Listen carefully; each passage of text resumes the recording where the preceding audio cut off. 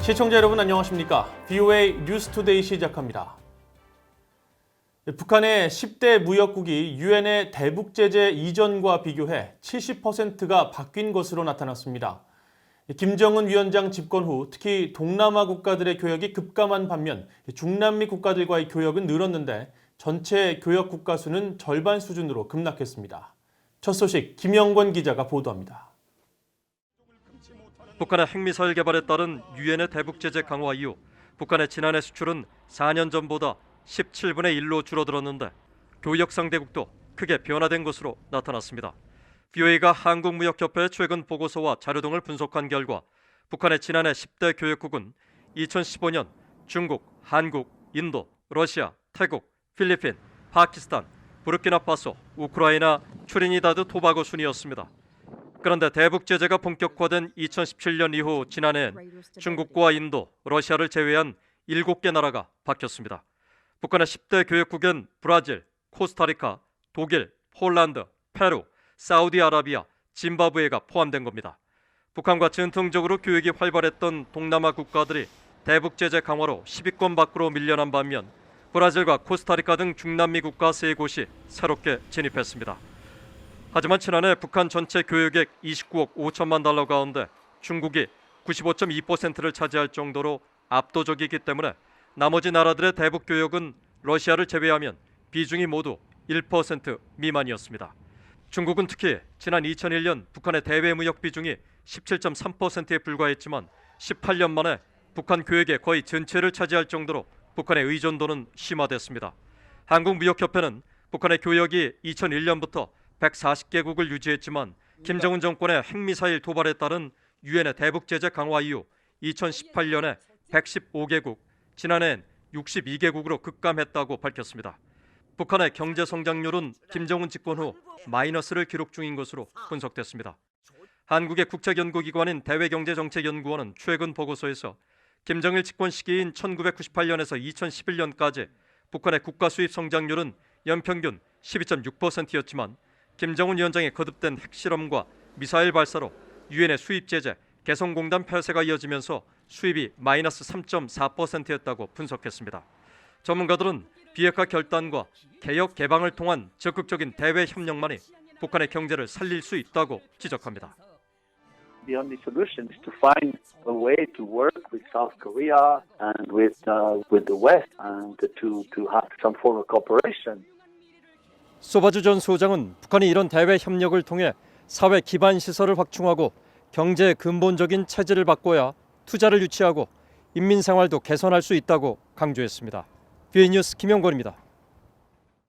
타이완은 북한의 비핵화 달성을 위해 미국과 협력하고 있으며 지속적으로 대북 제재를 이행하고 있다고 밝혔습니다. 타이완 외교부는 19일 보도자료를 통해 차이밍엔 타이완 국가안보실 사무차장이 알렉스 웡 미국 국무부 대북특별부대표와 전화회의를 열어 북한 문제에 대해 논의했다며 이같이 밝혔습니다. 그러면서 양측은 최종적이고 완전하게 검증된 비핵화, 즉 FFBD라는 목표 달성을 위해 타이완과 미국 양국이 어떻게 협력할 수 있을지 의견을 교환했다고 덧붙였습니다. 타이완은 이날 전화회의에 타이완 국가안보실뿐 아니라 돈 세탁, 사이버 안보, 해안 경비 등 북한의 불법 활동을 막기 위한 타이완 핵심 부처 관계자들이 함께 참석했다고 밝혔습니다.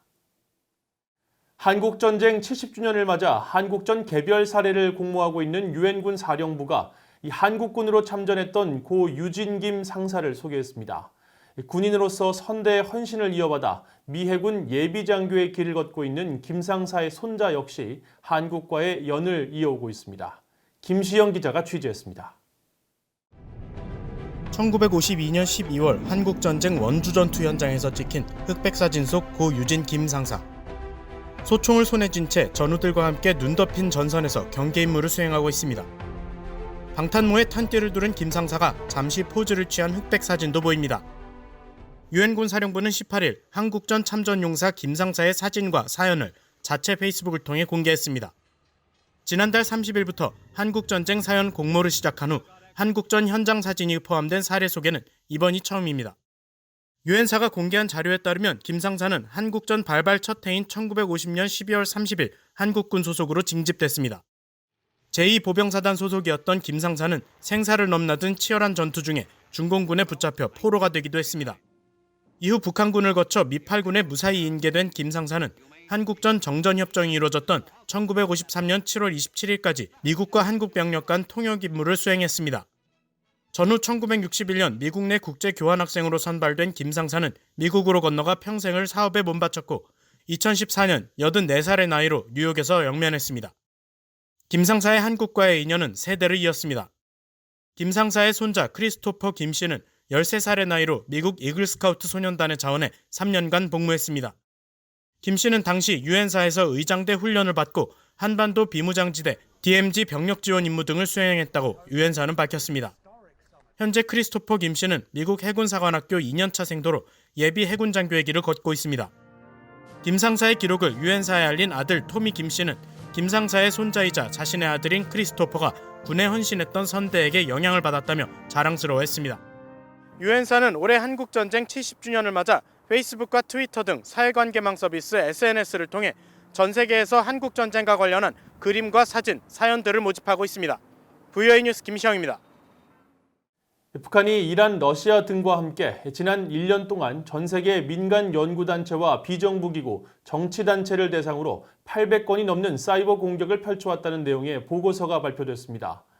미국 최대 정보통신 기업인 버라이즌은 19일 발표한 2020년 데이터 침해 수사 보고서를 통해 마이크로소프트 조사 결과 등을 토대로 지난해 북한 등의 이 같은 사이버 행위를 포착했다고 밝혔습니다.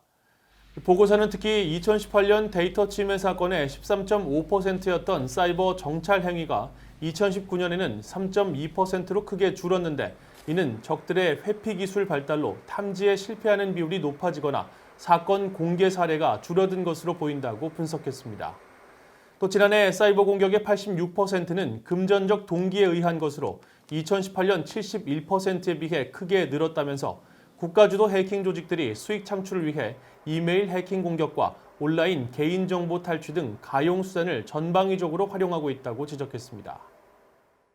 세계은행이 개발도상국 100개 국가의 신종 코로나 바이러스 대응을 돕는 대규모 긴급 지원 프로그램을 운영하고 있다고 밝혔습니다.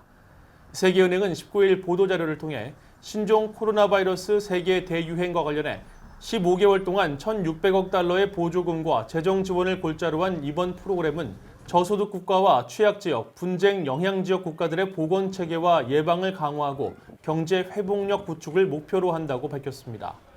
세계은행 관계자는 해당 프로그램에 따른 지원은 세계은행 가입국이어야 한다면서 가입국이 아닌 북한은 100개국에 포함되지 않았다는 취지로 VOA에 밝혔습니다. 세계은행 회원국이 되기 위해서는 국제통화기금 IMF에 먼저 가입해야 하는데 북한은 국가 통계를 투명하게 밝혀야 한다는 의무 조항 등의 이유로 가입하지 못하고 있는 것으로 알려졌습니다. 이상으로 VOA 뉴스투데이를 마칩니다. 시청해주신 여러분 고맙습니다.